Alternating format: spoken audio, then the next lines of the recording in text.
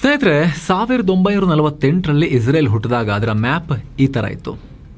ಕೇವಲ ಇಷ್ಟೇ ಜಾಗ. ಆದ್ರೆ ಒಂದೊಂದೇ ಯುದ್ಧಗಳನ್ನ ಗೆಲ್ತಾ ನಮ್ಮ ಭದ್ರತೆಗೆ ಬೆದರಿಕೆ ಇದೆರಿ, ಇನ್ನೊಂಚೂರು ಒತ್ತಬೇಕು ನಾವು ಅಂತ ಹೇಳಿ ಇಸ್ರೇಲ್ ಒತ್ತುತ್ತಾ ಯುದ್ಧ ಮಾಡ್ತಾ ಇವತ್ತು ಇಷ್ಟು ದೊಡ್ಡ ದೇಶ ಆಗಿದೆ. ಅಷ್ಟೇ ಅಲ್ಲ, ಇನ್ನು ಕೆಲವೇ ದಿನಗಳಲ್ಲಿ ಜಗತ್ತು ಇಸ್ರೇಲ್ನ ಹೊಸ ಮ್ಯಾಪ್ ಕೂಡ ನೋಡಬಹುದು. ಅದು ಈ ತರ ಲೆಬನಾನ್ನ ಅರ್ಧ ಜಾಗವನ್ನ ಆಲ್ರೆಡಿ ತನ್ನ ಕಂಟ್ರೋಲಿಗೆ ತಗೊಂಡಿದೆ. ಇದಿಷ್ಟನ್ನ ಆಕ್ಯುಪೈ ಮಾಡಿ ಅದು ಕೂತಿರೋ ಸಾಧ್ಯತೆ ಕೂಡ ಇರುತ್ತೆ. ಅದೇ ನಿಟ್ಟಿನಲ್ಲಿ ಅದು ಹೆಜ್ಜೆ ಇಡ್ತಾ ಇದೆ. ಇಡೀ ಪ್ರಪಂಚದ ಕಣ್ಣು ಇರಾನ್ ಅಮೆರಿಕ ಯುದ್ಧದ ಮೇಲಿರೋ ಟೈಮ್ನಲ್ಲಿ, ಹಾರ್ಮುಜ್ ಜಲಸಂಧಿ ಸುತ್ತ ಗಲಾಟೆ ಆಗ್ತಿದ್ದ ಟೈಮ್ನಲ್ಲಿ ಯಾರ ಗಮನಕ್ಕೂ ಬರದೆ ಇಸ್ರೇಲ್ ಅತ್ಯಂತ ಸೈಲೆಂಟ್ ಆಗಿ ಬಹುದೊಡ್ಡ ಆಪರೇಷನ್ ಮಾಡಿದೆ. ಮೆತ್ತಗೆ ತನ್ನ ನೆರೆಯ ಲೆಬನಾನ್ನ ದೊಡ್ಡ ಪ್ರಮಾಣದ ಭೂಮಿಯನ್ನ ಕಂಟ್ರೋಲಿಗೆ ತಗೊಂಡಿದೆ. ಮ್ಯಾಪ್ ಅನ್ನ ಚೇಂಜ್ ಮಾಡ್ತಾ ಇದೆ. ಈಗ ಆಲ್ರೆಡಿ ಇಸ್ರೇಲ್ ಸೇನೆ ಲೆಬನಾನ್ ಒಳಗಡೆ ಕಿಲೋಮೀಟರ್ ಗಟ್ಟಲೆ ನುಗ್ಗಿ ಆಗಿದೆ. ಈ ಬೃಹತ್ ಆಪರೇಷನ್ಗೆ 10 ಲಕ್ಷ ಜನ ಬೀದಿಗೆ ಬಿದ್ದಿದ್ದಾರೆ. ಸೇತುವೆಗಳು, ಬೃಹತ್ ಬಿಲ್ಡಿಂಗ್ ಗಳನ್ನ ಮನ ಬಂದಂತೆ ಬಾಂಬ್ ಬಿಟ್ಟು ಉಡಾಯಿಸ್ತಾ ಇದ್ದಾರೆ. ಇಸ್ರೇಲ್ ಇತಿಹಾಸ ಓದ್ದವರಿಗೆ ಗೊತ್ತಿರುತ್ತೆ, ಇಸ್ರೇಲ್ ತಾನು ಕಾಲಿಟ್ಟ ಜಾಗವನ್ನ ಅಷ್ಟು ಈಸಿಯಾಗಿ ಬಿಟ್ಟುಕೊಟ್ಟು ವಾಪಸ್ ಬರಲ್ಲ. ಹಾಗಿದ್ರೆ ದಕ್ಷಿಣ ಲೆಬನಾನ್ ಪೂರ್ತಿ ಅರ್ಧ ದೇಶ ಇಸ್ರೇಲಿಗೆ ಸೇರ್ಬಿಡುತ್ತಾ? ಆ ರೀತಿ ಪ್ಲಾನ? ಲೆಬನಾನ್ ಒಳಗಡೆ ಇಸ್ರೇಲ್ ಏನ್ ಮಾಡ್ತಾ ಇದೆ? ಯಾವ್ಯಾವ ಜಾಗಗಳು ಈಗ ಇಸ್ರೇಲ್ ಕಂಟ್ರೋಲ್ನಲ್ಲಿವೆ? ಟ್ಯಾಂಕ್ಗಳು, ಆರ್ಟಿಲರಿಗಳೊಂದಿಗೆ ನುಗ್ಗಿರೋ ಇಸ್ರೇಲ್ ಸೇನೆಯ ಅಸಲಿ ಟಾರ್ಗೆಟ್ ಏನು? ಬನ್ನಿ ಮ್ಯಾಪ್ ಮೂಲಕ ಪ್ರತಿಯೊಂದನ್ನು ಡಿಕೋಡ್ ಮಾಡ್ತಾ ಹೋಗೋಣ ಸ್ನೇಹಿತರೆ. ಇಸ್ರೇಲ್ ಕಣ್ಣು ಬಿದ್ದಿರೋ ಲೆಬನಾನ್ ಎಂಥ ದೇಶ? ಧರ್ಮದ ಆಧಾರದ ಮೇಲೆ ನಡೆಯೋ ಸರ್ಕಾರ. ಸ್ನೇಹಿತರೆ, ಮಂಗಳೂರು ಮತ್ತು ಮಂಡ್ಯ ಇವೆರಡು ಜಿಲ್ಲೆಗಳನ್ನ ಸೇರಿಸಿದ್ರೆ ಎಷ್ಟಾಗುತ್ತೋ ಅಷ್ಟೇ ಇರೋ ಒಂದು ಪುಟಾಣಿ ದೇಶ ಲೆಬನಾನ್. ಇದರ ಒಟ್ಟು ವಿಸ್ತೀರ್ಣ ಕೇವಲ 10,452 ಚದರ ಕಿಲೋಮೀಟರ್. ಇದರ ರಾಜಧಾನಿ ಬೇರೂತ್. ಅರೇಬಿಕ್ ಮತ್ತು ಫ್ರೆಂಚ್ ಇಲ್ಲಿನ ಪ್ರಮುಖ ಭಾಷೆಗಳು. ಇಲ್ಲಿನ ಒಟ್ಟು ಜನಸಂಖ್ಯೆ ಸುಮಾರು 58 ಲಕ್ಷ.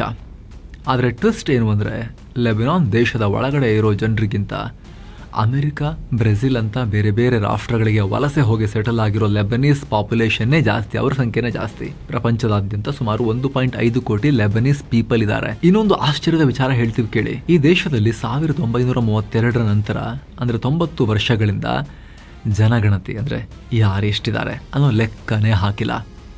ಯಾಕಂದ್ರೆ ಅಲ್ಲಿನ ರಾಜಕೀಯ ನಿಂತಿರೋದೇ ಈ ಧರ್ಮಗಳ ನಂಬರ್ಸ್ ಮೇಲೆ. ಒಂದು ವೇಳೆ ಜನಗಣತಿ ಮಾಡಿ ನಾವೇ ಮೆಜಾರಿಟಿ ಅಂತ ಯಾರಾದರೂ ತಿರುಗಿ ಬಿದ್ದರೆ ಪವರ್ ಬ್ಯಾಲೆನ್ಸ್ ತಪ್ಪಿ ಗಲಾಟೆ ಆಗಿಬಿಡುತ್ತೆ ಅನ್ನೋ ಹೆದರಿಕೆಗೇನೆ ಯಾರು ಗಣತಿ ಮಾಡೋ ಸಾಹಸಕ್ಕೇನೆ ಕೈ ಹಾಕಿಲ್ಲ. ಹಾಗಿದ್ರೆ ಲೆಬನಾನ್ನಲ್ಲಿ ಯಾವ ಧರ್ಮದವರು ಮ್ಯಾಪ್ನಲ್ಲಿ ಎಲ್ಲೆಲ್ಲಿದ್ದಾರೆ? ಉಗ್ರರ ಕಾಟ ಜಾಸ್ತಿ ಇರೋ ಜಾಗ ಯಾವುದು?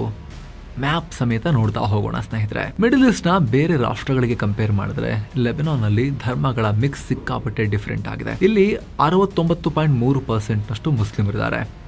ಆದರೆ ಶಿಯಾ ಮುಸ್ಲಿಮರು ಇವರು ಲೆಬನಾನ್ ನಲ್ಲಿ 32% ಇದ್ದಾರೆ. ಇವರು ಹೆಚ್ಚಾಗಿ ದಕ್ಷಿಣ ಲೆಬನಾನ್, ನಬಾತಿಯೆ ಮತ್ತು ಸಿರಿಯಾ ಬಾರ್ಡರ್ಗೆ ಅಂಟಿಕೊಂಡಿರೋ ಬಾಲ್ಬೆಕ್ ಪ್ರಾಂತ್ಯಗಳಲ್ಲಿ ಮೆಜಾರಿಟಿ ಇದ್ದಾರೆ. ಜೊತೆಗೆ ರಾಜಧಾನಿ ಬೇರೂತ್ನ ದಕ್ಷಿಣದ ಉಪನಗರಗಳಲ್ಲೂ ಇವರೇ ಜಾಸ್ತಿ ಇದ್ದಾರೆ. ಇಲ್ಲೇ ಇರಾನ್ ಬೆಂಬಲಿತ ಹಿಜ್ಬುಲ್ಲಾ ಬಂಡುಕೋರ್ರ ಭದ್ರಕೋಟೆ ಇರೋದು. ದಕ್ಷಿಣ ಲೆಬನಾನ್ ಇಸ್ರೇಲ್ ಬಾರ್ಡರ್ಗೆ ತಾಕೊಂಡಿರೋದ್ರಿಂದ ಇಲ್ಲಿಂದಲೇ ಇಸ್ರೇಲ್ ಮೇಲೆ ರಾಕೆಟ್ ಹೊಡಿತಾನೇ ಇರ್ತಾರೆ ಇವರು. ಇನ್ನು ಪೂರ್ವದ ಬಾಲ್ಬೆಕ್ ಪ್ರದೇಶ ಇದೆಯಲ್ಲ ಲೆಬನಾನ್ದು, ಅದ್ರ ಮೂಲಕ ಸಿರಿಯಾ, ಇರಾನ್ ಮುಖಾಂತರ ಶಸ್ತ್ರಾಸ್ತ್ರಗಳನ್ನ ಕೂಡ ಇವರು ಹಿಜ್ಬುಲ್ಲಾಗಳು ತರಿಸ್ಕೊಳ್ತಾರೆ.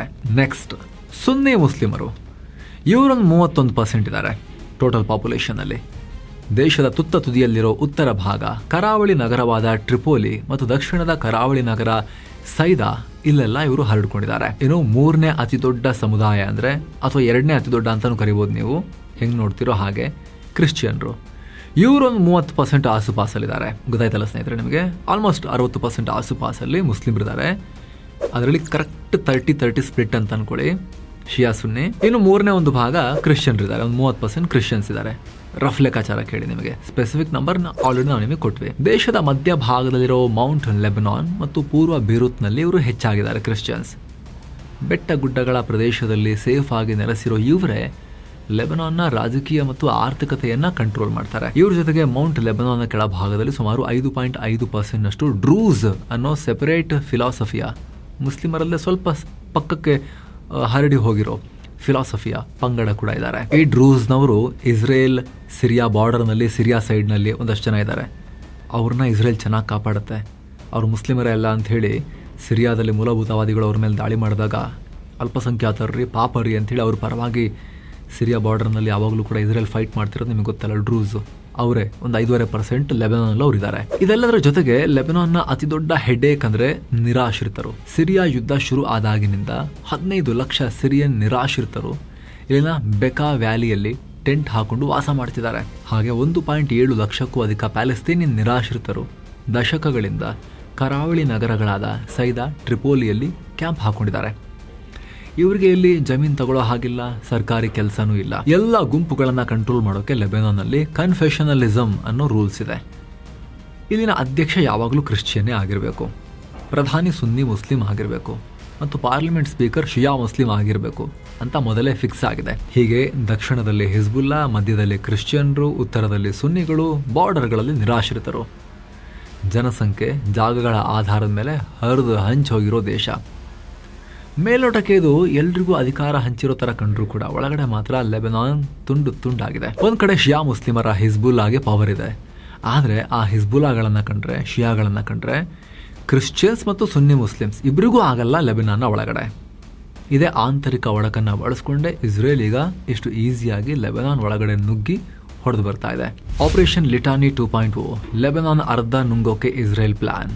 ನಾವೀಗ ಇಸ್ರೇಲ್ ಮತ್ತು ಲೆಬನಾನ್ ಗಡಿಯನ್ನ ನೋಡೋಣ. ಟೆಕ್ನಿಕಲಿ ಹೇಳಬೇಕು ಅಂದ್ರೆ ಇವೆರಡು ರಾಷ್ಟ್ರಗಳ ನಡುವೆ ಅಧಿಕೃತ ಬಾರ್ಡರೇ ಇಲ್ಲ. ಇಲ್ಲಿರೋದು ಬ್ಲೂ ಲೈನ್.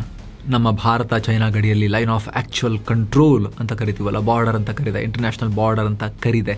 ಪಾಕಿಸ್ತಾನ ಜೊತೆಗೂ ಕೂಡ ಇಂಟರ್ನ್ಯಾಷನಲ್ ಬಾರ್ಡರ್ ಎಲ್ಲೋ ಇದ್ರೂ ಕೂಡ ನಾವು ಆ್ಯಕ್ಚುಲಿ ಫಾಲೋ ಮಾಡ್ತಿರೋದು LOC ಇದೆಯಲ್ಲ, ಈ ಕಡೆ ಪಾಕ್ ಆಕ್ಯುಪೈಡ್ ಕಾಶ್ಮೀರಲ್ಲಿ. ಹಾಗೆ ಅಂತ ಅನ್ಕೊಳ್ಳಿ. ಸ್ವಲ್ಪ ಬ್ಲೂ ಲೈನ್ ಅಂತ ಕರೀತಾರೆ ಇವರು ಇಂಟರ್ನ್ಯಾಷನಲ್ ಬಾರ್ಡರ್ಗಿಂತ ಹೆಚ್ಚಾಗಿ ಆ ಲೈನನ್ನು ನೋಡಿ. ಇದನ್ನು 2000 ಇಸವಿಯಲ್ಲಿ ವಿಶ್ವಸಂಸ್ಥೆ ಹೇಳಿದ ಒಂದು ತಾತ್ಕಾಲಿಕ ಗಡಿರೇಖೆ ಅಷ್ಟೇ ಇದು. ಈಗ ಇಸ್ರೇಲ್ ಸೇನೆ ಇದೇ ಬ್ಲೂ ಲೈನನ್ನು ಕ್ರಾಸ್ ಮಾಡಿದೆ. ಲೆಬನಾನ್ ಒಳಗಡೆ ನುಗ್ಗಿ ಗಡಿಯಲ್ಲಿರುವ ಹಳ್ಳಿಗಳನ್ನು ಸಂಪೂರ್ಣ ಕ್ಲಿಯರ್ ಮಾಡ್ತಿದೆ. ಯಾರೂನ್, ಮರೂನ್ ಅಲ್ ರಸ್, ಖಿಯಾಮ್ ಹೀಗೆ ಗಡಿಗೆ ಅಂಟಿಕೊಂಡಿರೋ ಊರುಗಳೆಲ್ಲ ಈಗ ಧ್ವಂಸ ಆಗ್ತಿವೆ. ಮಾರ್ಚ್ 16ನೇ ತಾರೀಕಿನಿಂದ ಇಸ್ರೇಲ್ ಗ್ರೌಂಡ್ ಇನ್ವೇಷನ್ ಶುರು ಮಾಡಿದೆ. ಫೆಬ್ರವರಿ 28ನೇ ತಾರೀಕು ಅಮೆರಿಕ ಮತ್ತು ಇಸ್ರೇಲ್ ಸೇರಿ ಇರಾನ್ ಮೇಲೆ ದಾಳಿ ಮಾಡಿದ್ವು. ಇದಕ್ಕೆ ಕೌಂಟರ್ ಆಗಿ ಮಾರ್ಚ್ 2ನೇ ತಾರೀಕು ಹಿಜ್ಬುಲ್ಲಾ ಇಸ್ರೇಲ್ ಮೇಲೆ ರಾಕೆಟ್ ದಾಳಿಯನ್ನ ಶುರು ಮಾಡಿತು. ಇದನ್ನೇ ನೆಪವಾಗಿ ಇಟ್ಕೊಂಡು ಇಸ್ರೇಲ್ ಈಗ ಲೆಬನಾನ್ ನುಂಗೋಕೆ ಹೊರಟಿದೆ. ಗ್ರೌಂಡ್ನಲ್ಲಿ ಸಿಚುವೇಶನ್ ಎಷ್ಟೊಂದು ಭೀಕರವಾಗಿದೆ ಅಂದರೆ ಬ್ರಿಗೇಡ್ ಲೆವೆಲ್ನಲ್ಲಿ ಸಾವಿರಾರು ಇಸ್ರೇಲಿ ಸೈನಿಕರು ಆಲ್ರೆಡಿ ಲೆಬನಾನ್ ಒಳಗಡೆ ಎಂಟ್ರಿ ಕೊಟ್ಟಾಗಿದೆ. 810ನೇ ಮೌಂಟೇನ್ ಬ್ರಿಗೇಡ್, 36ನೇ ಡಿವಿಷನ್ ಸೈನಿಕರು ಟ್ಯಾಂಕರ್ಗಳನ್ನು ನುಗ್ಗಿಸ್ಕೊಂಡು ಹೋಗ್ತಾ ಇದ್ದಾರೆ. ಶೆಬಾ ಫಾರ್ಮ್ಸ್, ಕೌಜಾ ಅನ್ನೋ ಹಳ್ಳಿಗಳಲ್ಲಂತೂ 2.75 ಕಿಲೋಮೀಟರ್ ಒಳಗಡೆ ಹೋಗಿ ಆಗಿದೆ. ಖಯಾಮ್ ಮತ್ತು ಮುರ್ಜಾಯುನ್ ಅನ್ನೋ ಕಡೆ ಭಾರಿ ಯುದ್ಧನೂ ನಡೀತಾ ಇದೆ. ಒಂದು ಕಡೆ ಗಡಿಯ ಹಳ್ಳಿಗಳಾದ ರಮಾಯಿಶ್, ಕೌಕಬಾ ಈ ಊರುಗಳನ್ನು ಪೂರ್ತಿಯಾಗಿ ನೆಲಸಮ ಮಾಡ್ತಿದ್ದಾರೆ. ಹಾಗೆ ನಕೌರಾ, ಮರ್ಕಬಾ ಭಾಗದಲ್ಲಿ ಆರ್ಟಿಲರಿ ವೈಟ್ ಫಾಸ್ಫರಸ್ ಬಳಸಿ ಕಂಟಿನ್ಯೂಸ್ಲಿ ದಾಳಿ ಮಾಡ್ತಿದ್ದಾರೆ. ಮತ್ತೊಂದು ಕಡೆ ಕೇವಲ ಸೌತ್ ಲೆಬನಾನ್ ಅಷ್ಟೇ ಅಲ್ಲ, ರಾಜಧಾನಿ ಬೀರೂತ್ನ ದಹಿಯಾ ಪ್ರದೇಶದ ಮೇಲೂ ಕೂಡ ಏರ್ ಸ್ಟ್ರೈಕ್ ಮಾಡ್ತಾ ಇದ್ದಾರೆ. ಹಿಜ್ಬುಲ್ಲಾಗೆ ಆಯುಧ ಬರೋ ದಾರಿಯನ್ನು ಕಟ್ ಮಾಡೋಕೆ ಲೆಬನಾನ್ ಸಿರಿಯಾ ಬಾರ್ಡರ್ನ ಮಸ್ನಾ ಕ್ರಾಸಿಂಗನ್ನು ಉಡಾಯಿಸಿಬಿಟ್ಟಿದ್ದಾರೆ. ಯಾಕೆ? ಇಸ್ರೇಲ್ ಕೊಡ್ತಿರೋ ಕಾರಣ ಏನು ಗೊತ್ತಾ? ನಮಗೆ ಬಫರ್ ಝೋನ್ ಬೇಕು ಅಂತ. ಅಂದರೆ ತಮ್ಮ ಗಡಿಯನ್ನು ಸೇಫ್ ಮಾಡ್ಕೊಳ್ಳೋಕ್ಕೆ ಲೆಬನಾನ್ ಒಳಗಡೆ ಒಂದಷ್ಟು ಜಾಗವನ್ನು ಖಾಲಿ ಮಾಡಿಸೋದು. ಉದಾಹರಣೆಗೆ ನಿಮ್ಮ ಮನೆ ಇರುತ್ತೆ, ನಿಮ್ಮ ಮನೆದೊಂದು ಬೇಲಿ ಇರುತ್ತೆ, ನಿಮ್ಮದೊಂದು ಸೈಟಲ್ಲಿ ನಿಮ್ಮ ಮನೆ ಇರುತ್ತಲ್ವ, ನಿಮ್ಮ ಮನೆದೊಂದು ಬೇಲಿ ಇರುತ್ತೆ, ಪಕ್ಕದಲ್ಲಿ ಇನ್ನೊಂದು ಸೈಟ್ ಇರುತ್ತಲ್ಲ, ಒಂದು ಮನೆ ಇರುತ್ತೆ. ಪಕ್ಕದ ಮನೆಯವರು ನಿಮ್ಮ ಜಾಗವನ್ನು ಒತ್ತುವರಿ ಮಾಡಿಕೊಳ್ಳಬಹುದು ಅನ್ನೋ ಆತಂಕದಲ್ಲಿ ನೀವೇನು ಮಾಡೋದು ಅಂತ ಹೇಳಿದ್ರೆ, ನಿಮ್ಮ ಬೇಲಿಯನ್ನು ಇನ್ನೊಂದು ಸ್ವಲ್ಪ ಆ ಕಡೆಗೆ ಒತ್ತು ಬಿಡೋದು. ಒಂದು 5 ಅಡಿ 10 ಅಡಿ ಅವ್ರ ಸೈಟಲ್ಲಿ ಒತ್ತು ಬಿಟ್ಟು ಬೇಲಿ ಹಾಕೋದು. ಅದು ಮಧ್ಯದ ಬಫರ್ ಝೋನ್ ಅಂತ ಹೇಳೋದು. ಎಲ್ಲಿ ಪಕ್ಕದ ಮನೆಯವ್ರ ಸೈಟ್ ಇದೆಯಲ್ಲ, ಅಲ್ಲಿ 10 ಅಡಿ ಆ ಕಡೆಗೆ ಅವ್ರ ಜಾಗದಲ್ಲಿ ಬೇಲಿ ಹಾಕಿಬಿಟ್ಟು ಇದು ಬಫರ್ ಝೋನ್, ಇದ್ರ ದಾಟಿ ಬರಂಗಿಲ್ಲ ನೀವು ಅಂತ. ಇಸ್ರೇಲ್ ಲಾಜಿಕ್ ಏನು ಅಂದರೆ, ಲೆಬನಾನ್ ಒಳಗಡೆ ಬಫರ್ ಝೋನ್ ಕ್ರಿಯೇಟ್ ಮಾಡಿದ್ರೆ ಅಲ್ಲಿಗೆ ಯಾರೂ ಬರಂಗಿಲ್ಲ ಅಂದರೆ ಇನ್ನು ನಮ್ಮ ಹತ್ರಕ್ಕೆ ಎಲ್ಲಿಂದ ಬರೋಕ್ಕಾಗುತ್ತೆ ಅವರಿಗೆ? ನಾವು ಅವಾಗ ಸೇಫ್, ನಾರ್ತ್ ಇಸ್ರೇಲ್ ಸೇಫ್ ಅನ್ನೋದು ಇಸ್ರೇಲ್ ಲೆಕ್ಕಾಚಾರ. ಇಸ್ರೇಲ್ ಪ್ರಕಾರ ಬಫರ್ ಝೋನ್ ಎಲ್ಲಿವರೆಗೆ ಬರುತ್ತೆ ಗೊತ್ತಾ? ಇಲ್ಲೇ ಇರೋದು ಟ್ವಿಸ್ಟ್. ಇಸ್ರೇಲ್ ಕಣ್ಣಿಟ್ಟಿರೋದು ಲಿಟಾನಿ ನದಿ ಮೇಲೆ. ನೀವು ಮ್ಯಾಪ್ನಲ್ಲಿ ನೋಡಿದ್ರೆ ಈ ಲಿಟಾನಿ ನದಿ ಇಸ್ರೇಲ್ ಗಡಿಯಿಂದ ಸುಮಾರು 30 ಕಿಲೋಮೀಟರ್ ಒಳಗಡೆ ಲೆಬನಾನ್ನಲ್ಲಿ ಹರಿಯುತ್ತೆ. ಗಡಿಯಿಂದ ಹಿಡಿದು ಬ್ಲೂ ಲೈನಿಂದ ಹಿಡಿದು ಈ ಲಿಟಾನಿ ನದಿವರೆಗೆ ಇರುವಂತಹ ಇಡೀ ಜಾಗವನ್ನು ತನ್ನ ಕಂಟ್ರೋಲ್ಗೆ ತಗೋಬೇಕು ಅನ್ನೋದು ಇಸ್ರೇಲ್ನ ಪ್ಲಾನ್. ಅಂದರೆ ದಕ್ಷಿಣ ಲೆಬನಾನನ್ನು ಇಡೀ ಲೆಬನಾನ್ನಿಂದ ಕಟ್ ಮಾಡಿ ತನ್ನ ಕಂಟ್ರೋಲಿಗೆ ತಗೊಳ್ಳೋಕೆ ಲಿಟಾನಿ ನದಿಗೆ ಕಟ್ಟಿರೋ ಸೇತುವೆಗಳನ್ನು ಟಾರ್ಗೆಟ್ ಮಾಡಿ ಧ್ವಂಸ ಮಾಡಿ ಬೀಳಿಸ್ಬಿಟ್ಟಿದ್ದಾರೆ ಸೇತುವೆಗಳನ್ನ. ಆ ಕಡೆಯಿಂದ ಈ ಕಡೆ ಯಾರೂ ಬರಂಗಿಲ್ಲ ಅಂಥೇಳಿ. ಅಷ್ಟಕ್ಕೆ ಮಾತ್ರ ನಿಂತಿಲ್ಲ, ಮಾರ್ಚ್ 12ನೇ ತಾರೀಕು ಇಸ್ರೇಲ್ ಸೇನೆ ಮತ್ತೊಂದು ಭಾರಿ ವಾರ್ನಿಂಗ್ ಕೊಟ್ಟಿದೆ. ಬರೀ ಲಿಟಾನಿ ನದಿ ಮಾತ್ರ ಅಲ್ಲ, ಲಿಟಾನಿ ನದಿಯಿಂದಲೂ ಮುಂದಕ್ಕೆ ಅಂದರೆ ಇಸ್ರೇಲ್ ಗಡಿಯಿಂದ 40 ಕಿಲೋಮೀಟರ್ ದೂರದಲ್ಲಿರೋ ಝಹ್ರಾನಿ ನದಿ ಅನ್ನೋದಿದೆ. ಮ್ಯಾಪ್ನಲ್ಲಿ ನೋಡಿ ಸ್ನೇಹಿತರೆ, ಝಹ್ರಾನಿ ನದಿ ಮ್ಯಾಪ್ನಲ್ಲಿ ಹೆಂಗಿದೆ ಹೇಳಿ, ಹೀಗೆ ನಾರ್ತ್ ಲೆಬನಾನಿಂದ ಹಿಂಗೆ ಕೆಳಗಿಳಿದು ಆಮೇಲೆ ಅದು ಸೀದಾ ಸಮುದ್ರದ ಕಡೆ ತಿರುಗಿಬಿಡುತ್ತೆ. ನೋಡಿ ಇಲ್ಲಿ ಮ್ಯಾಪ್ನಲ್ಲಿ ಕಾಣಿಸ್ತಾ ಇದೆ. ಅಲ್ಲಿವರೆಗೆ ಬಂದ್ರಾ? ಅದಾದಮೇಲೆ ಸೈಡಲ್ಲೂ ಕೂಡ ಸ್ವಲ್ಪ ಮೇಲೆ ಬಂದ್ರಾ ಇವರು? ನೀವು ಮ್ಯಾಪ್ನಲ್ಲಿ ನೋಡ್ತಾ ಇದ್ದೀರಿ, ಬರೀ ಸೌತ್ನಲ್ಲಿ ಮಾತ್ರ ಅಲ್ಲ, ನದಿ ಆದಮೇಲೆ ಪಕ್ಕದಲ್ಲಿ ಸೈಡಲ್ಲಿ ಒಂದು ಸ್ವಲ್ಪ ಜಾಗ ಇತ್ತಲ್ಲ, ಅಲ್ಲೂ ಕೂಡ ಸ್ವಲ್ಪ ಮೇಲೆ ಬಂದ್ರಾ? ಅವರಿಗೆ ಇಷ್ಟು ಬಂದಾಯಿತು. ಆಮೇಲೆ ಝಹ್ರಾನಿ ನದಿ ತನಕನೂ ಹೋದರೆ ಪ್ರಾಪರ್ ಚೌಕ ಜಾಗ ಸಿಗುತ್ತಲ್ಲ ಅಂತ ಅನಿಸಿದೆ ಇಸ್ರೇಲ್ಗೆ. ಸೊ ಝಹ್ರಾನಿ ನದಿಯನ್ನೂ ದಾಟಿ ಮೇಲಕ್ಕೆ ಹೋಗಿ ಅಂತ ಲೆಬನಾನ್ ಜನರಿಗೆ ಆರ್ಡರ್ ಮಾಡಿದೆ. ಫಸ್ಟಿಗೆ ಇಸ್ರೇಲ್ ಬಾರ್ಡರ್ನಿಂದ ಬ್ಲೂ ಲೈನ್ನಿಂದ ಲಿಟಾನಿ ನದಿ ತನಕ ಇರೋ ಜನ ಎಲ್ಲ ಲಿಟಾನಿ ನದಿ ದಾಟಿ ಮೇಲಕ್ಕೆ ಹೋಗಿ ಅಂತೇಳಿ ಆರ್ಡರ್ ಕೊಟ್ಟರು. ಎಲ್ಲರನ್ನೂ ಓಡಿಸಿದ್ರು, ಜನ ಎಲ್ಲ ಜಾಗ ಖಾಲಿ ಮಾಡಿ ಓಡಿದ್ರು. ಆಮೇಲೆ ಸೇತುವೆ ಎಲ್ಲ ಬೀಳಿಸಿದ್ರು, ಆ ಕಡೆಯಿಂದ ಯಾರು ಬರೋಂಗಿಲ್ಲ ಅಂತ. ಈಗ ಇನ್ನೂ ಮೇಲಕ್ಕೆ ಹೋಗಿ ಝಹ್ರಾನಿ ನದಿಯನ್ನು ದಾಟಿ ಮೇಲಕ್ಕೆ ಹೋಗಿ ಅಂಥೇಳಿ ಆರ್ಡರ್ ಕೊಟ್ಟಿದ್ದಾರೆ. ಯುದ್ಧ ಶುರುವಾದಾಗಿನಿಂದ ಲೆಬನಾನ್ನಲ್ಲಿ 1450ಕ್ಕೂ ಅಧಿಕ ಜನ ಪ್ರಾಣ ಕಳ್ಕೊಂಡಿದ್ದಾರೆ. 10 ಲಕ್ಷಕ್ಕೂ ಅಧಿಕ ಜನ ಅಂದರೆ ದೇಶದ ಟೋಟಲ್ ಪಾಪ್ಯುಲೇಷನ್ನ 20-25% ಜನ ಮನೆ ಮಠ ಕಳ್ಕೊಂಡು ಓಡ್ತಾ ಇದ್ದಾರೆ ನಾರ್ತ್ ಕಡೆಗೆ. ಇಸ್ರೇಲ್ನ ಬಾಂಬ್ ದಾಳಿಗೆ ಭಯ ಬಿದ್ದು ಮನೆ ಮಠ ಬಿಟ್ಟು ಕೈ ಸಿಕ್ಕಿದ್ದನ್ನು ಹಿಡ್ಕೊಂಡು ಓಡ್ತಾ ಇದ್ದಾರೆ. ಗಾಜಾದಲ್ಲಿ ಆದ ಹಾಗೆ ನಮ್ಮ ದೇಶ ನಾಶ ಆಗೋದು ಬೇಡ ಅಂತ ಲೆಬನಾನ್ ಅಧ್ಯಕ್ಷ ಜೋಸೆಫ್ ಔನ್ ಇಸ್ರೇಲ್ ಬಳಿ ಬೇಡ್ಕೊಳ್ತಿದ್ದಾರೆ. ಆದರೆ ಇಸ್ರೇಲ್ ಮಾತ್ರ ಡೋಂಟ್ ಕೇರ್. ಯಾಕಂದರೆ ಇಸ್ರೇಲ್ನ ಪ್ಲಾನ್ ಇರೋದೇ ಲಿಟಾನಿ ನದಿಯ ಕೆಳಗಿನ ಸಂಪೂರ್ಣ ಜಾಗವನ್ನು ತನ್ನ ಕಂಟ್ರೋಲಿಗೆ ತಗೊಳ್ಳೋದು.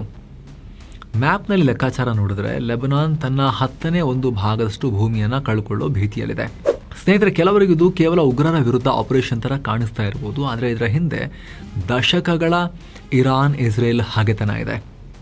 ಅಂದರೆ ಹಿಜ್ಬುಲ್ಲಾ ಥ್ರೂ ಇರಾನ್ ಏನು ಕಮ್ಮಿ ಇಲ್ಲ. ಇಲ್ಲಿ ಇಸ್ರೇಲ್ ತಲೆ ಮೇಲಿರೋ ಹಿಜ್ಬುಲ್ಲಾಗಳಿಗೆ ಶಸ್ತ್ರಾಸ್ತ್ರ ಕೊಟ್ಟು ಅವ್ರನ್ನ ಸಾಕಿ ಕೊಬ್ಬಿಸಿ ಪಳಗಿಸಿ ಇಸ್ರೇಲ್ ಮೇಲೆ ದಾಳಿಗೆ ಅವ್ರನ್ನ ಬೆಳೆಸಿದೆ. ಅದನ್ನೇ ನೆಪವಾಗಿಟ್ಕೊಂಡು ಅದಷ್ಟು ಜಾಗದಿಂದ ಎಲ್ಲರನ್ನ ಓಡಿಸಿ ಡೆಮಾಲಿಷನ್ ಮಾಡಿಬಿಟ್ಟು ನಾವು ಬಫರ್ ಝೋನ್ ಮಾಡ್ತೀವಿ ಅಂತ ಹೊರಟಿದೆ ಇಸ್ರೇಲ್. ಬಾರ್ಡರ್ ಅನ್ನೋ ಭ್ರಮೆ, ಹಾಗೆತನದ ಇತಿಹಾಸ. ಬ್ಲೂ ಲೈನ್ ಅಂತ ಹೇಳಿದ್ರೆ ಬಾರ್ಡರ್ ಅಲ್ಲ ಅಂತ ಹೇಳಿದ್ರೆ ಯಾಕೆ? ಇದು ಅರ್ಥ ಆಗಬೇಕು ಅಂದರೆ ಸ್ವಲ್ಪ ಹಿಸ್ಟ್ರಿ ತಿಳ್ಕೋಬೇಕು. ಇಸ್ರೇಲ್ ಮತ್ತು ಲೆಬನಾನ್ ನಡುವೆ ಈಗೇನು ಭೀಕರ ಕಾಳಗ ಇದೆಯಲ್ಲ, ಇದು ಇವತ್ತು ನಿನ್ನೆಯ ಸ್ಟೋರಿ ಅಲ್ಲ. ಇದರ ಹಿಂದೆ ದಶಕಗಳ ದೊಡ್ಡ ರಕ್ತಸಿಕ್ತ ಇತಿಹಾಸನೇ ಇದೆ. 1299ರಿಂದ 1922ರವರೆಗೆ ಆ ಇಡೀ ಜಾಗ ಆಟೋಮನ್ ಎಂಪೈರ್ ಕೈಯಲ್ಲಿತ್ತು. ಆದರೆ ಮೊದಲನೇ ಮಹಾಯುದ್ಧದಲ್ಲಿ ಅವರು ಸೋತರು. ಆಮೇಲೆ 1916ರಲ್ಲಿ ಆಗಿದ್ದ ಸೈಕ್ಸ್ ಪಿಕಾಟ್ ಅಗ್ರಿಮೆಂಟ್ ಪ್ರಕಾರ ಬ್ರಿಟಿಷರು ಮತ್ತು ಫ್ರೆಂಚರು ಈ ಜಾಗವನ್ನು ಹಂಚಿಕೊಂಡ್ರು. 1920ರ ಸ್ಯಾನ್ ರೆಮೋ ಕಾನ್ಫರೆನ್ಸ್ ನಂತರ ಫ್ರೆಂಚರಿಗೆ ಸಿರಿಯಾ ಸಿಕ್ತು, ಬ್ರಿಟಿಷರಿಗೆ ಪ್ಯಾಲೆಸ್ತೇನ್ ಸಿಕ್ತು. ಹೀಗೆ ಫ್ರೆಂಚರ ಕಂಟ್ರೋಲ್ನಲ್ಲಿದ್ದ ಲೆಬನಾನ್ 1926ರಲ್ಲಿ ರಿಪಬ್ಲಿಕ್ ಆಗಿ 1943ರಲ್ಲಿ ಫ್ರೀಡಮ್ ಕೂಡ ಪಡೀತು. ಇತ್ತ ಬ್ರಿಟಿಷರು ತಮ್ಮ ಕಂಟ್ರೋಲ್ನಲ್ಲಿದ್ದ ಪ್ಯಾಲೆಸ್ತೇನ್ ಜಾಗದಲ್ಲಿ ಯಹೂದಿಗಳಿಗೆ ಜಾಗ ಮಾಡಿಕೊಟ್ರು. ಅದೇ 1948 ಮೇ 14ನೇ ತಾರೀಕು ಇಸ್ರೇಲ್ ಅನ್ನೋ ದೇಶ ಹುಟ್ಟಿತು. ಆದರೆ ಲೆಬನಾನ್ ಸೇರಿ ಅಕ್ಕಪಕ್ಕದ ಅರಬ್ ರಾಷ್ಟ್ರಗಳು ಇದನ್ನು ಒಪ್ಪಿಕೊಳ್ಳಿಲ್ಲ. ಯಾಕಂದರೆ ಅಲ್ಲಿನ ಮೂಲ ಪ್ಯಾಲೆಸ್ತೇನ್ ಜನರ ಭೂಮಿಯನ್ನು ಅಕ್ರಮವಾಗಿ ಕಿತ್ಕೊಂಡು ಹೊಸ ರಾಷ್ಟ್ರ ಕಟ್ಟಲಾಗಿದೆ ಅನ್ನೋದು ಅವರ ಆರೋಪ ಆಗಿತ್ತು. ಪರಿಣಾಮ ಇಸ್ರೇಲ್ ಹುಟ್ಟಿದ ಮರುದಿನನೇ ಈ ಈಜಿಪ್ಟ್, ಲೆಬನಾನ್, ಸಿರಿಯಾ, ಟ್ರಾನ್ಸ್ಜೋರ್ಡಾನ್, ಇರಾಕ್ ಎಲ್ಲರೂ ಸೇರಿ ಒಟ್ಟಾಗಿ ಇಸ್ರೇಲ್ ಮೇಲೆ ಯುದ್ಧ ಸಾರಿದ್ರು. ಆಗ ಲೆಬನಾನ್ ಹತ್ರ ಇದ್ದಿದ್ದೇ ಬರೀ 3,500 ಸೈನಿಕರು. ಇದರಲ್ಲಿ 1000 ಜನರನ್ನ ಯುದ್ಧಕ್ಕೆ ಇಳಿಸಿದ್ರು. ಆದರೆ ಇಸ್ರೇಲ್ ಗ್ಯಾಲಿಲಿ ಅನ್ನೋ ಜಾಗದ ಹತ್ರ ಇವ್ರನ್ನ ಸೋಲಿಸಿ ವಾಪಸ್ ಕಳಿಸ್ತು. ಆ ಸೋಲಿನ ನಂತರ ಶುರುವಾದ ಸೇಡಿನ ಜ್ವಾಲೆ ಅಲ್ಲಿಗೆ ತಣ್ಣಗೆ ಆಗಲೇ ಇಲ್ಲ. ಯುದ್ಧದಿಂದ ನಿರಾಶ್ರಿತರಾದ ಲಕ್ಷಾಂತರ ಪ್ಯಾಲೆಸ್ತೇನಿಗಳು ಲೆಬನಾನ್ಗೆ ಬಂದು ಸೇರಿಕೊಂಡ್ರು. ಅಲ್ಲಿಂದಲೇ PLO, ಪ್ಯಾಲೆಸ್ತೈನ್ ಲಿಬರೇಷನ್ ಆರ್ಗನೈಸೇಷನ್, ಅದರ ಬಂಡುಕೋರರು ಇಸ್ರೇಲ್ ಮೇಲೆ ನಿರಂತರವಾಗಿ ದಾಳಿ ಮಾಡೋಕೆ ಶುರು ಮಾಡಿದ್ರು. ಇದಕ್ಕೆ ಕೌಂಟರ್ ಆಗಿ ಇಸ್ರೇಲ್ ಕೂಡ ಲೆಬನಾನ್ ಒಳಗಡೆ ನುಗ್ಗಿ ಏರ್ಪೋರ್ಟ್, ರೆಫ್ಯೂಜಿ ಕ್ಯಾಂಪ್ಗಳನ್ನೆಲ್ಲ ಧ್ವಂಸ ಮಾಡ್ತು. ಹೀಗೆ ದಶಕಗಳ ಕಾಲ ಇಬ್ರು ಒಬ್ಬರ ಮೇಲೊಬ್ರು ಬಾಂಬ್, ರಾಕೆಟ್ ಅಂತ ದಾಳಿ ಪ್ರತಿದಾಳಿ ಮಾಡ್ತಾನೆ ಇದ್ರು. ಅಂದರೆ ಟೆಕ್ನಿಕಲಿ ಎರಡೂ ರಾಷ್ಟ್ರಗಳು ಹುಟ್ಟದಲ್ಲಿಂದಲೂ ಕೂಡ ಯುದ್ಧ ಮಾಡ್ತಾನೆ ಇವೆ. ಆಪರೇಷನ್ ಲಿಟಾನಿ ಮತ್ತು ಹಿಜ್ಬುಲ್ಲಾ ಎಂಟ್ರಿ. ಮಾರ್ಚ್ 11, 1978 11 PLO ಉಗ್ರರು ಹೈಫಾ ಬಳಿ ಬಸ್ ಹೈಜಾಕ್ ಮಾಡಿ 38 ಇಸ್ರೇಲಿಗಳನ್ನು ಹತ್ಯೆ ಮಾಡಿದ್ರು. ಇದಕ್ಕೆ ಕೌಂಟರ್ ಆಗಿ ಕೇವಲ 3 ದಿನದಲ್ಲಿ ಮಾರ್ಚ್ 14, 1978 ಆ ಉಗ್ರರನ್ನು ಹೊಡಿತೀವಿ ಅನ್ನೋ ನೆಪದಲ್ಲಿ ಇಸ್ರೇಲ್ ಆಪರೇಷನ್ ಲಿಟಾನಿ ಶುರು ಮಾಡಿತು. 25,000 ಸೈನಿಕರೊಂದಿಗೆ ಲೆಬನಾನ್ ಒಳಗಡೆ ನುಗ್ಗಿ ಸೌತ್ ಲೆಬನಾನನ್ನು ಪೂರ್ತಿಯಾಗಿ ಆಕ್ರಮಿಸಿಕೊಳ್ತು. ಆಗಲೇ ವಿಶ್ವಸಂಸ್ಥೆ ಮಧ್ಯಪ್ರವೇಶ ಮಾಡಿತು. ರೆಸಲ್ಯೂಷನ್ ಪಾಸ್ ಮಾಡಿ ಇಸ್ರೇಲ್ ಸೇನೆಗೆ ವಾಪಸ್ ಹೋಗುವಂತೆ ಆರ್ಡರ್ ಮಾಡಿತು. ಜೊತೆಗೆ ಇಸ್ರೇಲ್ ಸೇನೆ ಲೆಬನಾನ್ನಿಂದ ವಾಪಸ್ ಹೋಗಿದ್ದನ್ನು ಕನ್ಫರ್ಮ್ ಮಾಡೋಕೆ ಅಂತಲೇ ವಿಶ್ವಸಂಸ್ಥೆ UNIFIL United Nations Interim Force in Lebanon ಅನ್ನೋ ಶಾಂತಿ ಪಾಲನಾ ಪಡೆಯನ್ನು ರಚನೆ ಮಾಡ್ತು. ಆದರೆ ಇಸ್ರೇಲ್ ಸುಮ್ಮನಾಗಲಿಲ್ಲ. 1982ರಲ್ಲಿ ಮತ್ತೆ ಲೆಬನಾನ್ ಒಳಗಡೆ ನುಗ್ಗಿ ರಾಜಧಾನಿ ಬೀರುತ್ಗೆ ಮುತ್ತಿಗೆ ಹಾಕ್ತು. 800 ಚದರ ಕಿಲೋಮೀಟರ್ ಲೆಬನಾನ್ನ 10% ಜಾಗ ಅದನ್ನು ಸೆಕ್ಯೂರಿಟಿ ಝೋನ್ ಅಂತ ಅವತ್ತೇ ಡಿಕ್ಲೇರ್ ಮಾಡಿತ್ತು. 15 ವರ್ಷಗಳ ಕಾಲ ದಕ್ಷಿಣ ಲೆಬನಾನ್ ಅನ್ನ ಇಸ್ರೇಲ್ ತನ್ನ ಕಂಟ್ರೋಲ್ನಲ್ಲಿ ಇಟ್ಟುಕೊಂಡಿರೋ ಇತಿಹಾಸ ಆಲ್ರೆಡಿ ಇದೆ. ಇಲ್ಲಿ ಅಸಲಿ ಸ್ಟೋರಿ ಶುರುವಾಯಿತು. ಲೆಬನಾನ್ನ ಡೆಮೋಗ್ರಫಿ ಕೂಡ ಅವಾಗಲೇ ಪ್ಲೇ ಆಗಿದ್ದು. ಲೆಬನಾನ್ ಅನ್ನೋದು ಹೊರಗಡೆ ಒಂದು ರಾಷ್ಟ್ರ ಆದರೂ ಕೂಡ ಒಳಗಡೆ 3-4 ತುಂಡುಗಳಾಗಿ ಒಡೆದು ಹೋಗಿರೋ ದೇಶ. ನಿಮಗೆ ಆರಂಭದಲ್ಲೇ ಎಕ್ಸ್ಪ್ಲೇನ್ ಮಾಡಿದ್ವಿ, ನಾರ್ತ್ನಲ್ಲಿ ಸುನ್ನಿ ಮುಸ್ಲಿಮರು, ಮಧ್ಯದಲ್ಲಿ ಕ್ರಿಶ್ಚಿಯನ್ರು, ದಕ್ಷಿಣದಲ್ಲಿ ಶಿಯಾ ಮುಸ್ಲಿಮರು ಅಂತ. ಯಾವಾಗ ಇಸ್ರೇಲ್ ದಶಕಗಳ ಕಾಲ ಈ ಶಿಯಾ ಮುಸ್ಲಿಮರ ಜಾಗವನ್ನ ಆಕ್ರಮಿಸ್ಕೊಳ್ತೋ ಅಲ್ಲಿನ ಜನ ರುಚಿಗೆದ್ರು. ಇಸ್ರೇಲ್ ಅನ್ನ ಓಡಿಸಬೇಕು ಅಂತಾನೆ ಫೆಬ್ರವರಿ 1985ರಲ್ಲಿ ಇರಾನ್ನ ಬೆಂಬಲದೊಂದಿಗೆ ಹಿಜ್ಬುಲ್ಲಾ ಅನ್ನೋ ಸಂಘಟನೆ ಹುಡ್ಕೊಳ್ತು. ಶಿಯಾ ಸಮುದಾಯದ ಭದ್ರಕೋಟೆಯಾಗಿದ್ದ ದಕ್ಷಿಣ ಲೆಬನಾನ್ ಹಿಜ್ಬುಲ್ಲಾ ಉಗ್ರರ ಅಡ್ಡೆಯಾಗಿ ಬದಲಾಯಿತು. ಮುಂದೆ ಇದೇ ಹಿಜ್ಬುಲ್ಲಾ ಅಟ್ಯಾಕ್ ಜಾಸ್ತಿಯಾಗಿ ಪ್ರೆಷರ್ ತಡೆಯೋಕೆ ಆಗದೆ 2000ನೇ ಇಸವಿಯಲ್ಲಿ ದಕ್ಷಿಣ ಲೆಬನಾನ್ನಿಂದ ಇಸ್ರೇಲ್ ಕಂಪ್ಲೀಟ್ ಆಗಿ ವಾಪಸ್ ಬಂತು. ಆ ಟೈಮ್ನಲ್ಲಿ ಇಸ್ರೇಲ್ ವಾಪಸ್ ಹೋಗಿದ್ದನ್ನು ಕನ್ಫರ್ಮ್ ಮಾಡೋಕೆ ಜೂನ್ 7ನೇ ತಾರೀಕು ವಿಶ್ವಸಂಸ್ಥೆ ಒಂದು ಲೈನ್ ಎಳಿತು. ಅದೇ ಈ ಬ್ಲೂ ಲೈನ್. ಈ ಥರದ 272 ನೀಲಿ ಡಬ್ಬಿಗಳನ್ನು ಒಂದಾದ್ಮೇಲೆ ಒಂದು ಉದ್ದಕ್ಕೆ ಇಡ್ತಾ ಹೋಗಿ ಈ ಲೈನ್ನ ಮಾರ್ಕ್ ಮಾಡಿದ್ದಾರೆ. ಸುಮಾರು 10,000 UN ಪೀಸ್ ಕೀಪರ್ಸ್ ಯುನಿಫಿಲ್ ಫೋರ್ಸಸ್ ಇಲ್ಲಿ ನಿಯೋಜನೆಗೊಂಡಿದ್ದಾರೆ. ಸುಮಾರು 600ರಿಂದ 900 ಭಾರತೀಯ ಯೋಧರು ಕೂಡ ಅಲ್ಲಿದ್ದಾರೆ. ಇದು ಅಫಿಷಿಯಲ್ ಬಾರ್ಡರ್ ಅಲ್ಲ ಸ್ನೇಹಿತರೆ, ಕೇವಲ ತಾತ್ಕಾಲಿಕ ವಾಪಸಾತಿ ರೇಖೆ ಅಷ್ಟೇ. ಅವತ್ತು 18 ವರ್ಷ ದಕ್ಷಿಣ ಲೆಬನಾನ್ ಅನ್ನು ಆಕ್ರಮಿಸಿಕೊಂಡಿದ್ದ ಇಸ್ರೇಲ್ ಇವತ್ತು ಮತ್ತೆ ಅದೇ ಬ್ಲೂ ಲೈನ್ ಕ್ರಾಸ್ ಮಾಡಿ 30-40 ಕಿಲೋಮೀಟರ್ ಒಳಗಡೆ ಲೆಬನಾನ್ ಅನ್ನ ವಶಕ್ಕೆ ತಗೊಳ್ಳೋಕೆ ಹೆಜ್ಜೆ ಇಟ್ಟಿದೆ. ಸೋ ಕಾಲ್ಡ್ ಶಾಂತಿ ಪಾಲನಾ ಪಡೆ ಅವರಿಗೇನೆ ಶಾಂತಿಯಿಂದ ಅಲ್ಲಿ ಕೆಲಸ ಮಾಡೋಕ್ಕಾಗ್ತಿಲ್ಲ. ಅವ್ರ ಮೇಲೂ ಕೂಡ ಡೈರೆಕ್ಟ್ ಆಗಿ ಇಸ್ರೇಲ್ ಹೊಡಿತಾ ಇದೆ. ನಕ್ಷೆ ಬದಲಿಸೋ ಇತಿಹಾಸ, ಕಾಲಿಟ್ಟ ಜಾಗವನ್ನ ಇಸ್ರೇಲ್ ಬಿಟ್ಟುಕೊಡಲ್ಲ. ಸ್ನೇಹಿತರೆ, ಮ್ಯಾಪ್ನಲ್ಲಿ ಒಮ್ಮೆ ಇಸ್ರೇಲ್ನ ಬಾರ್ಡರ್ ಹೇಗೆ ವಿಸ್ತರಣೆ ಆಯಿತು ಅಂತ ನೋಡಿ ನೀವು. ಅದೊಂದ್ಸಲಿ ಹಿಗ್ಗಿತ್ ಮತ್ತು ಕುಗ್ಗತ್ ತುಂಬಾ ಕಮ್ಮಿ ಅಂತ ನಿಮಗೆ ಅರ್ಥ ಆಗುತ್ತೆ. ಈ ನಕ್ಷೆ ಬದಲಿಸೋ ಗೇಮ್ ಶುರುವಾಗಿದ್ದು 1947ರಲ್ಲೇನೆ. ಅವತ್ತು ವಿಶ್ವಸಂಸ್ಥೆ ಒಂದು ಪ್ಲಾನ್ ಕೊಟ್ಟಿತ್ತು. ಅದರ ಪ್ರಕಾರ ಪ್ಯಾಲೆಸ್ತೈನ್ ಪ್ರದೇಶವನ್ನು ಹಂಚಿದಾಗ ಯಹೂದಿಗಳಿಗೆ 56% ಜಾಗ ಮತ್ತು ಅರಬ್ಬರಿಗೆ 44% ಜಾಗ ನಿಗದಿ ಆಗಿತ್ತು. ಯಹೂದಿ ನಾಯಕರು ಇದನ್ನ ಒಪ್ಕೊಂಡ್ರು. ಆದ್ರೆ ಅರಬ್ ರಾಷ್ಟ್ರಗಳು ರಿಜೆಕ್ಟ್ ಮಾಡಿದ್ರು. ಅವತ್ತು ಇವ್ರು ಸುಮ್ಮನೆ ಇದ್ದಿದ್ರೆ ಏನೋ ಸೆಟಲ್ಮೆಂಟ್ ಸಿಗ್ತಾ ಇತ್ತೇನೋ, ಯಾಕಂದ್ರೆ ಯಹೂದಿಗಳು ಒಪ್ಕೊಂಡಿದ್ರು. ಆದ್ರೆ ಇವರು ಕೂಡ ಒಪ್ಪಲಿಲ್ಲ. ಇಸ್ರೇಲ್ ಹುಟ್ಟದೇ ಅವರಿಗೆ ಇಷ್ಟ ಇರಲಿಲ್ಲ, ತಿರಸ್ಕರಿಸಿದ್ರು.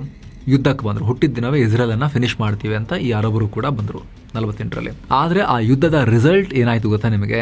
ಇಸ್ರೇಲ್ ಇವರೆಲ್ಲರಿಗೂ ಯಾವ ತರ ಹೊಡಿತು ಅಂದ್ರೆ, ವಿಶ್ವಸಂಸ್ಥೆ ಕೊಟ್ಟಿದ್ದಕ್ಕಿಂತ ಹೆಚ್ಚಿನ ಭೂಮಿಯನ್ನ, ಪ್ಯಾಲೆಸ್ತೈನ್ನ ಸುಮಾರು 78% ಜಾಗವನ್ನ ತನ್ನ ವಶಕ್ಕೆ ತಗೊಂಡು ದೇಶ ಹುಟ್ಟಿದ ದಿನ ನಾಶ ಆಗೋದ್ರ ಬದಲಿಗೆ ಸೈಜಲ್ಲಿ ಡಬಲ್ ಆಯ್ತು. ಇದಕ್ಕಿದ್ದಂತೆ ದೊಡ್ಡ ಆಯ್ತು, ದಪ್ಪ ಆಯ್ತು ಇಸ್ರೇಲ್. ಅವತ್ತು ವಶಪಡಿಸಿಕೊಂಡ ಜಾಗವನ್ನ ಇಸ್ರೇಲ್ ಇವತ್ತಿನವರೆಗೂ ಬಿಟ್ಟುಕೊಟ್ಟಿಲ್ಲ. ಏನೋ 1967ರಲ್ಲಿ ನಡೆದ 6 ದಿನಗಳ ಯುದ್ಧ, 6 ಡೇ ವಾರ್, ಅದು ಇಸ್ರೇಲ್ನ ಭೂಪಟವನ್ನ ಇನ್ನಷ್ಟು ಚೇಂಜ್ ಮಾಡ್ತು. ಕೇವಲ 6 ದಿನದಲ್ಲಿ ಇಸ್ರೇಲ್ ಭಾರಿ ವಿಜಯ ಸಾಧಿಸಿ ಅರಬ್ ರಾಷ್ಟ್ರಗಳ ಮರ್ಮಸ್ಥಾನಕ್ಕೆ ಪೆಟ್ಟುಕೊಡ್ತು. ಮ್ಯಾಪ್ನಲ್ಲಿ ನೋಡಿ ಸ್ನೇಹಿತರೆ, ಈಜಿಪ್ಟ್ನಿಂದ ಬರೋಬ್ಬರಿ 62,000 ಸ್ಕ್ವೇರ್ ಕಿಲೋಮೀಟರ್ ಜಾಗ, ಇಡೀ ಸಿನಾಯ್ ಪೆನಿನ್ಸುಲಾ ಮತ್ತು ಗಾಜಾ ಪಟ್ಟಿಯನ್ನ ಕಿತ್ಕೊಂಡ್ಬಿಟ್ರು. ಜೋರ್ಡನ್ನಿಂದ ವೆಸ್ಟ್ ಬ್ಯಾಂಕನ್ನು ಮತ್ತು ಪೂರ್ವ ಜೆರುಸಲಮನ್ನು ವಶಪಡಿಸ್ಕೊಂಡ್ರು. ಸಿರಿಯಾದಿಂದ 1200 ಚದರ ಕಿಲೋಮೀಟರ್ ವಿಸ್ತೀರ್ಣದ ಗೋಲನ್ ಹೈಟ್ಸನ್ನು ವಶಪಡಿಸ್ಕೊಂಡ್ರು. ಒಂದೇ ಯುದ್ಧದಿಂದಾಗಿ ಇಸ್ರೇಲ್ನ ಗಾತ್ರ ಇದ್ದಕ್ಕಿದ್ದಂತೆ 3 ಪಟ್ಟು ದೊಡ್ಡ ಆಯಿತು. ನಂತರ 1982ರಲ್ಲಿ ಸಿನಾಯನ್ನು ಈಜಿಪ್ಟ್ಗೆ ವಾಪಸ್ ಕೊಟ್ಟರು. ಆದರೆ ಗಾಜಾವನ್ನು ಮಾತ್ರ ಬಿಟ್ಟಿರಲಿಲ್ಲ ಅವರು. ಇಸ್ರೇಲ್ ಗಾಜಾದಿಂದ ವಾಪಸ್ ಬಂದಿದ್ದು 2005ರಲ್ಲಿ. ಈಗ ಮತ್ತೆ ಅಲ್ಲೇ ಇದ್ದಾರೆ. ಈಗ ಫುಲ್ ಹಮಸ್ಗಳನ್ನು ಹೊಡಿತೀವಿ ಅಂತ ಹೇಳಿ ಹೋಗಿ ಫುಲ್ ಗಾಜಾವನ್ನು ಕಂಟ್ರೋಲ್ ತಗೊಂಡಿದ್ದಾರೆ. ಶತ್ರುಗಳು ಸಣ್ಣ ದಾಳಿ ಮಾಡಿ ಪ್ರಚೋದನೆ ಕೊಟ್ಟರು ಕೂಡ 10 ಪಟ್ಟು ಫೋರ್ಸ್ನೊಂದಿಗೆ ವಾಪಸ್ ದಾಳಿ ಮಾಡಿ ಎಲ್ಲ ಜಾಗಗಳನ್ನು ಕಂಟ್ರೋಲ್ ತಗೊಂಡ್ಬಿಡ್ತಾರೆ. ವೆಸ್ಟ್ ಬ್ಯಾಂಕ್ನಲ್ಲೂ ಕೂಡ ಅಷ್ಟೇ. ಈಗ ಹೆಚ್ಚಿನ ವೆಸ್ಟ್ ಬ್ಯಾಂಕ್ ಕರ್ಗ್ ಹೋಗ್ಬಿಟ್ಟಿದೆ. ಅಲ್ಲೆಲ್ಲ ಇಸ್ರೇಲ್ ತನ್ನ ಯಹೂದಿಗಳನ್ನ ಅಲ್ಲಿ ಸೆಟಲ್ ಮಾಡಿಬಿಟ್ಟು ಸೆಟಲ್ಮೆಂಟ್ಗಳನ್ನ ಮಾಡಿ ತನ್ನ ಕಂಟ್ರೋಲಿಗೆ ತಗೊಳ್ತಾ ಇದೆ. ವೆಸ್ಟ್ ಬ್ಯಾಂಕ್ನ ಪ್ರದೇಶಗಳನ್ನ ಕೂಡ ಕಾಲ ಕಾಲಕ್ಕೆ ಪ್ಯಾಲೆಸ್ತೈನ್ ಅಥವಾ ವೆಸ್ಟ್ ಬ್ಯಾಂಕ್ ಕರಗಿ ಕರಗಿ ಕರಗಿ ಹೇಗೆ ಸಣ್ಣ ಆಗ್ತಾ ಹೋಗಿದೆ, ಇಸ್ರೇಲ್ ಹೆಂಗೆ ಹರಡ್ತಾ ಹೋಗಿದೆ ಅಂತ ನೀವು ಮ್ಯಾಪ್ನಲ್ಲೂ ಕೂಡ ಚಿತ್ರಗಳಲ್ಲೂ ಕೂಡ ಗಮನಿಸಬಹುದು. ವೆಸ್ಟ್ ಬ್ಯಾಂಕ್ನಲ್ಲಿ ಇವತ್ತು 7 ಲಕ್ಷ ಯಹೂದಿಗಳು ಮನೆ ರಸ್ತೆ ಕಟ್ಕೊಂಡು ವಾಸ ಮಾಡ್ತಿದ್ದಾರೆ. ಅಂತಾರಾಷ್ಟ್ರೀಯ ಕಾನೂನು ಪ್ರಕಾರ ಇದು ಅಕ್ರಮ ಅಂದರೂ ಕೂಡ ಇಸ್ರೇಲ್ ಯಾವ ಅಂತಾರಾಷ್ಟ್ರೀಯ ಕಾನೂನು ವಿ ಡೋಂಟ್ ಕೇರ್ ಅಂತ ಹೇಳ್ತಾ ಇದೆ.